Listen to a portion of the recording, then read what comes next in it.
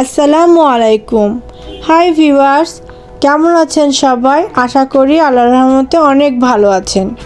আজকে আমি এসেছি একটা নতুন রেসিপি নিয়ে। আমি জানি না এটা আগে কখনো কেউ করেছে কি না। এটা হচ্ছে সাবুর মালপোয়া, সাবুর পিঠা। তো কেমন হয়েছে দেখতে জানাবেন। আর আসুন দেখি পিঠাটা আমি কিভাবে তৈরি করি।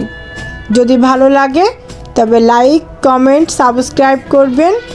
আর আমাকে জানাতে ভুলবেন না কেমন হয়েছে, এবং বাড়িতে ট্রাই করে অবশ্যই দেখবেন জিনিসটা কেমন। আমি এখানে মেজারমেন্ট কাপের 1 কাপ সাবু 1/4 কাপ দুধে ভিজিয়ে রেখেছিলাম 1 ঘন্টার জন্য। চাইলে এটা আধা ঘন্টার জন্য ভিজিয়ে রাখা যায়। এরপর একটা ডিম নিয়েছি, বড় সাইজের নর্মাল টেম্পারেচারের ডিম। আর এখানে 1/2 কাপ চিনি নিয়েছি। আমি নিয়েছি ব্রাউন সুগার, আপনারা চাইলে গুড় বা হোয়াইট সুগার যে কোনোটা দিয়ে করতে পারেন। এবার ডিম আর চিনিটা ততক্ষণ পর্যন্ত বিট করব যতক্ষণ না পর্যন্ত চিনিটা গলে যায়, এবং খুব ফাস্ট বিট করার চেষ্টা করব। এতে করে ডিমে একটা ফোমস ক্রিয়েট হবে আর চিনিটা গলে যাবে, পিঠাটা ফ্লাপি হবে বা ফুলবে। তো এই মালপোয়াটা বানানোর জন্য খুব বেশি কোনো ইনগ্রিডিয়েন্টসের দরকার নেই। আপনি মন চাইলে যে কোনো সময় তৈরি করতে পারবেন। আর সাবু বিশেষ করে একটি গুরুত্বপূর্ণ পুষ্টিসম্পন্ন খাবার, তাই ছোট থেকে বড় সবার জন্য এটা অনেক হেলদি। এর মধ্যে আমি দিয়ে দিচ্ছি ভ্যানিলা ফ্লেভার। আপনারা চাইলে যে কোনো ফ্লেভার দিতে পারেন, ইভেন আপনারা এখানে এলাচ গুঁড়ো করে দিতে পারেন। এখানে আমি যখন বিট করেছি এর মধ্যেখানে সাবু দেওয়ার পরে বাদামের গুঁড়ো ব্যবহার করেছি, যেটা স্কিপ হয়ে গেছে, আমি আগে থেকে বলে দিচ্ছি। তো এটা আপনারা স্কিপ করতে পারেন বা দিতেও পারেন, টেস্টটা কিন্তু অনেক সুন্দর আসবে। তো এটা দিয়ে ভ্যানিলাটা দিলে ডিমের যে একটা গন্ধ এটা চলে যাবে। আর আপনি যদি মনে করেন যে পিঠা অরিজিনাল মালপোয়ার ফ্লেভার চাচ্ছেন, তাহলে আপনি এখানে সামান্য একটু এলাচ বা দারচিনির গুঁড়ো ব্যবহার করতে পারেন। এবারে ঝরঝরে করে রাখা সাবুগুলো আমি একসাথে দিয়ে মিশিয়ে নেব। প্রথমে অর্ধেকটা দিলাম, এরপরে সম্পূর্ণটা দিব। এটা খুব প্রেশার ক্রিয়েট করে বিট করা যাবে না, সাবুটা যেহেতু নরম হয়ে গেছে সেহেতু এটা অল্প অল্প করে দিতে হবে আর মিশাতে হবে। আর এই মেশানোর সময় যেন বিটার ব্যবহার করবেন না, তাহলে সাবুটা গলে যাবে। দেখেন একদম ভাতের মতন গলে যাচ্ছে। তো এটা চামচ দিয়ে হালকা হালকা করে নাড়িয়ে পুরো ডিমের সাথে, ডিমের যে ব্যাটার তৈরি হয়েছে এর সাথে মেশাতে হবে। আরেকটা কথা, এখানে আমি দিয়েছি পরিমাণ মতন লবণ। মিষ্টি খাবারের মিষ্টত্ব আপনি কেমন চাচ্ছেন তার উপর নির্ভর করছে আপনার সুগার দেওয়া। আমি এখানে 1/2 কাপ দিয়েছি। আপনি যদি মনে করেন যে এখানে আরেকটু মিষ্টি হলে ভালো হয়, তবে সেখানে আরেকটু মিষ্টি আপনি অ্যাড করতেই পারেন। তবে আমি যে পরিমাণ দিয়েছি এটা আমাদের জন্য এনাফ ছিল, কারণ এই পিঠাটা এরকম মিষ্টি হলে ভালো লাগে। তো খুব ভালো করে মেশানো হয়ে গেলে এখানে আর কোনো ইনগ্রিডিয়েন্টসের কোনো প্রয়োজন নেই। শুধুমাত্র এই কয়টা উপকরণ হলে ডিম, চিনি, সাবু এটা হলেই হয়ে যাচ্ছে। আর আমি যে লিকুইড দুধ দিয়ে ভিজিয়েছিলাম, এখানে আপনারা পানি দিয়ে ভিজাতে পারেন, এটা তেমন কোনো ব্যাপারই না। এবার আমি জাস্ট বাইন্ডিংয়ের জন্য কর্নফ্লাওয়ার ইউজ করছি। আটা দিলে বা ময়দা দিলে সেখানে একটা আটা আটা ময়দা ময়দা ভাব চলে আসবে। আমি এটার বাইন্ডিংয়ের জন্য, আমার মনে হয় না যে কর্নফ্লাওয়ার না দিলে আমার এমন কিছু হতো। যেহেতু আমি এটা ফার্স্ট ট্রাই করছি সেহেতু আমি কর্নফ্লাওয়ারটা দিয়ে নিচ্ছি, রিস্ক নিলাম না। কিন্তু বানানোর পরে মনে হয়েছিল যে আমি এটা না দিলেও পারতাম।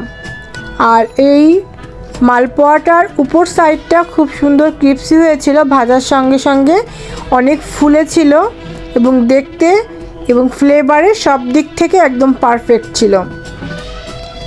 তো আমার ব্যাটারটা তৈরি করা হয়ে গেল।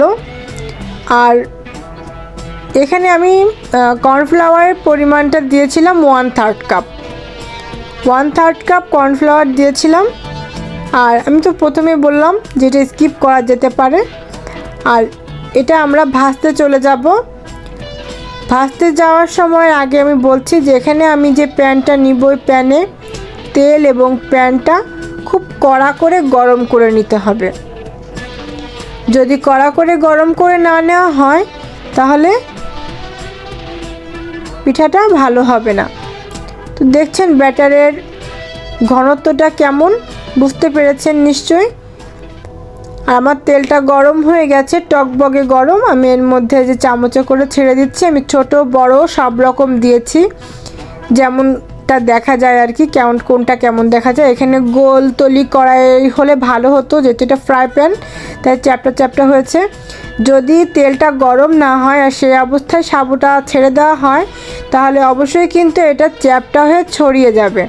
আর তেলটা যদি ফুটন্ত গরম হয় আর এর মধ্যে যদি পিঠা দিয়ে দেওয়া হয় তাহলে কিন্তু সেটা গোল গোল এবং ছোট ছোট খুব সুন্দর হবে। তো আমি এখানে সব রকমই করে দেখাচ্ছি। এটা ভাজা হয়ে গেলে আমি এটা কিচেন টিস্যুর পরে তুলে নিচ্ছি। প্রথমে আমার প্যানের তেলটা একটু গরম কম ছিল, সেজন্য চ্যাপটা হয়ে গেছে। পরে আমি আবার দেখাচ্ছি, এই যে যেমনভাবে দিবেন ও তেমনই হবে। গোল হচ্ছে, বেশি দিলে আর অল্প গরম তেলে দিলে ও ছড়িয়ে যাচ্ছে। আর গোল তলি কড়াই হলে তেলটা বেশি থাকে, প্রচুর গরম থাকে। এখানে কুক হওয়ার মতো কিছু নেই, এখানে তেলে যাওয়ার সাথে সাথে হিট পাওয়ার সাথে সাথে এটা কিন্তু কুক হয়ে যাবে। এখানে দীর্ঘ সময় কুক করার কিছু নেই। এখানে মিডিয়াম আঁচে ভাজা হচ্ছে, কিন্তু যখন পিঠাটা ছাড়া হচ্ছে ঠিক সেই মুহূর্তে হাই হিট প্রয়োজন হচ্ছে। এবং ছাড়া হয়ে গেলে যখন এটা শেপে চলে আসছে তখন এটা মিডিয়াম আঁচে ব্রাউন করে ভেজে নিলে হচ্ছে। তো এখানে আমি মোট 3 বারে ভেজেছি এবং এই ভাজাটায় আমি 15-16টার মতন সাবুর পিঠা পেয়েছি। তো এটা আমার জন্য এনাফ। আমার ভাজাগুলো হয়ে গেল। দেখেন একবার কিন্তু আমি ছোট ছোট করে হাই হিটে অল্প করে দিয়েছি, সাইজটাও দেখতে পাচ্ছেন খুব সুন্দর হলো। তো শীতের সময় এরকম সাবুর পিঠা হঠাৎ করে সকালে বা বিকালে হলে কিন্তু মন্দ হয় না। তো ভিউয়ার্স, আমার পিঠাটা কেমন লাগলো, এই সাবুর মালপোয়া, আমাকে জানাতে একটু ভুলবেন না। আপনাদের লাইক, কমেন্ট, শেয়ার এগুলো আমার উৎসাহ, আমার অনুপ্রেরণা। তো আপনাদের উৎসাহ অনুপ্রেরণা পেয়ে আমি নতুন নতুন আবিষ্কার করতে শিখে যাচ্ছি। তো আমার জন্য সবাই দোয়া করবেন। আপনাদের সবার জন্য থাকলো ভালোবাসা। আর আগামীবার দেখা হবে নতুন কোনো কন্টেন্ট নিয়ে। তো এই ছিল আমার আজকের আয়োজন।